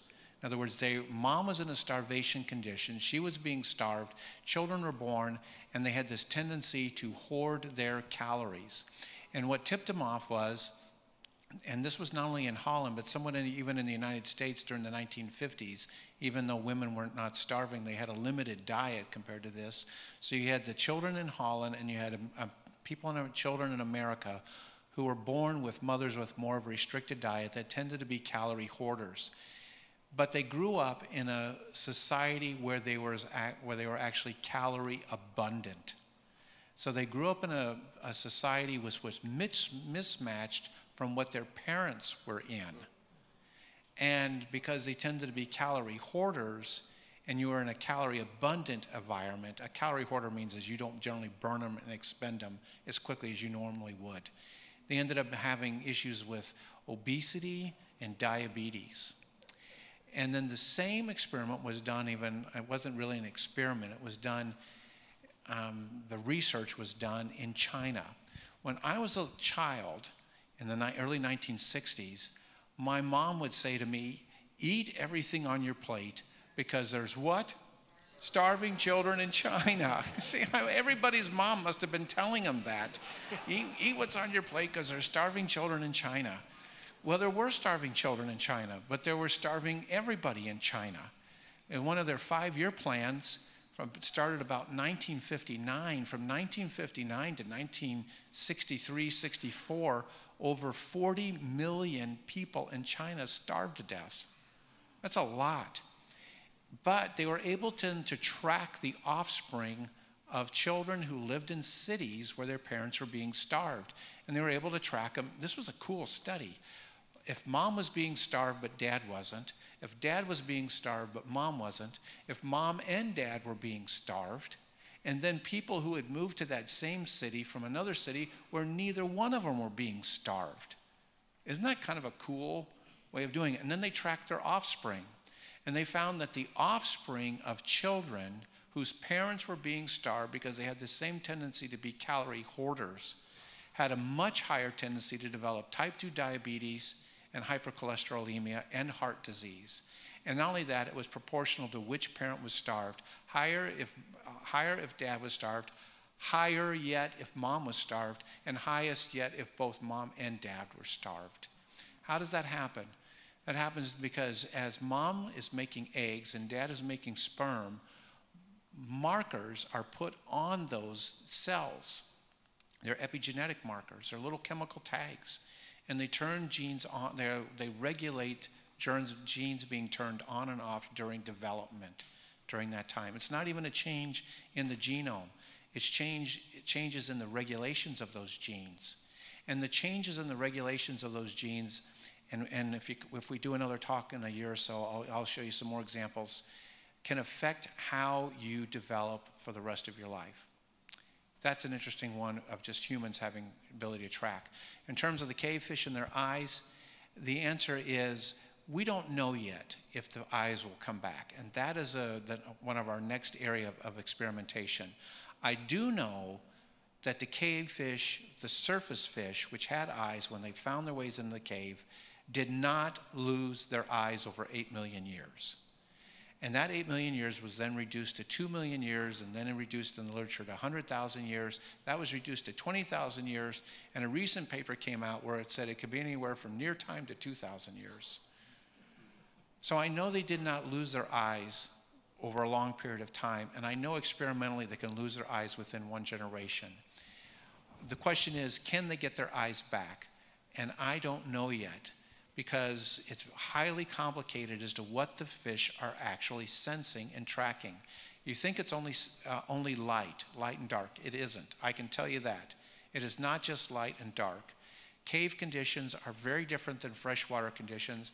They differ in terms of the amount of dissolved oxygen, carbon dioxide, which can also be two independent variables, pH, water conductivity, organic materials, and on and on and on. So which one of these conditions or which combinations of conditions are the fish detecting? We don't know yet.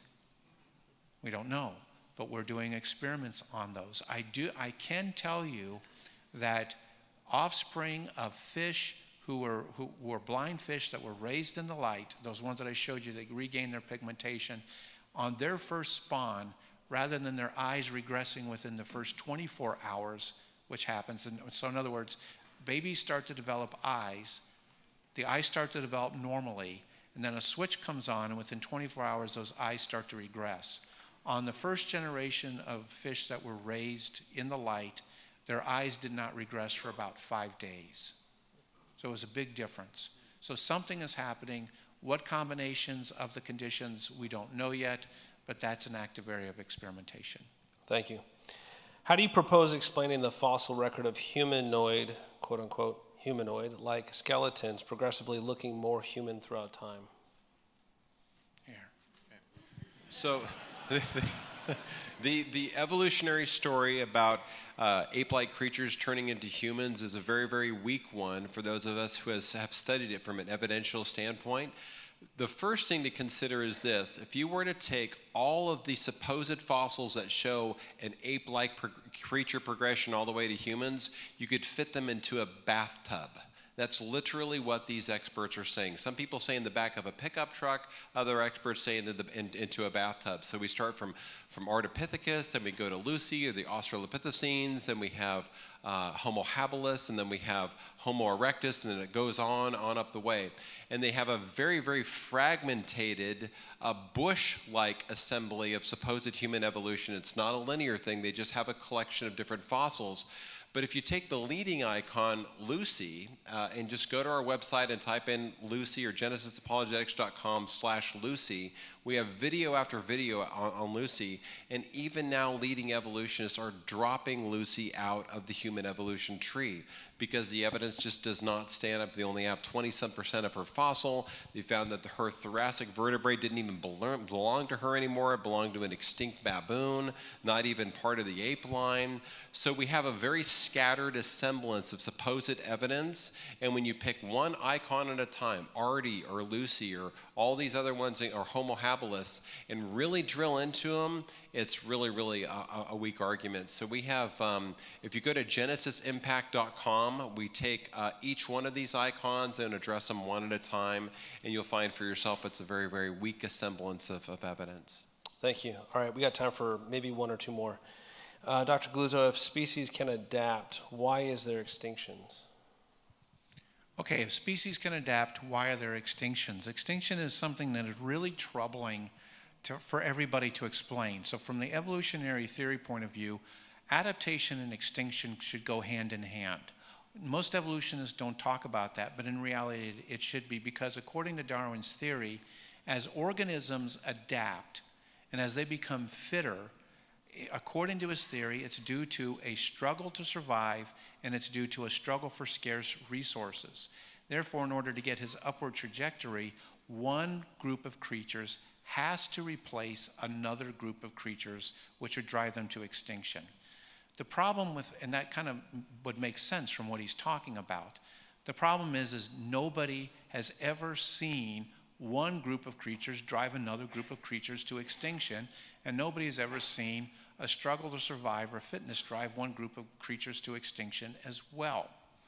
So from an engineering perspective, why would creatures go extinct?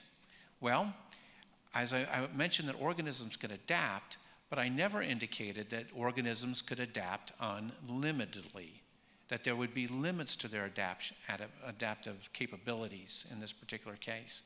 That makes sense, because even engineers, when we design something to be adaptable, it's usually done within specific design parameters. It can adapt between this range and this range. And when it is exposed to conditions, even our adaptable human things, which are outside those range, they will break. They will break down. And that's the same thing with creatures. There was no death before the fall, but creatures were not created to be invulnerable. Does that make sense? So theoretically, if you exposed Adam's arm bone to forces beyond what it was designed for, it would have broken. And if you would have pushed Adam off a cliff, he would have died. He would have broken. That's what would have happened to him. So somehow, some way, the Lord kept this death before the fall from occurring on those things. Post-fall, it's a different story. As I mentioned, post-fall, the consequences of the inability to adapt became more severe. You could either stay where you were, or if the conditions were too much, you could die. So when organisms are placed into conditions where it can destroy a huge number of their population, if they're not widely diverse, once a population takes a hit of a large number of their numbers, it is very hard at times for that population to recover, and they will go extinct. So the ability to adapt doesn't give you invulnerable capabilities to adapt to anything, nor does it give you the ability to adapt indefinitely and become something different. You will be able to adapt within your specific design parameters. Most people don't like to hear this, but the number one reason why most creatures go extinct is due to one creature on the planet, and that creature is who? Us. It's we. We destroy habitat. We destroy large numbers. We kill them off. We do those things. And you're not an animal rights activist, tree-hugging leftist liberal from California if you are concerned about loss of habitat and destruction of these things. What you would be is a good Bible-believing Christian who wants to exercise stewardship of this planet in a wise way. That's what you would be. Amen. All right. Well, it's 4:02. I want to thank Dr. Dan Biddle. Thank you, Dr. Galuza, David Reeves. You guys, I can't imagine the size of your libraries.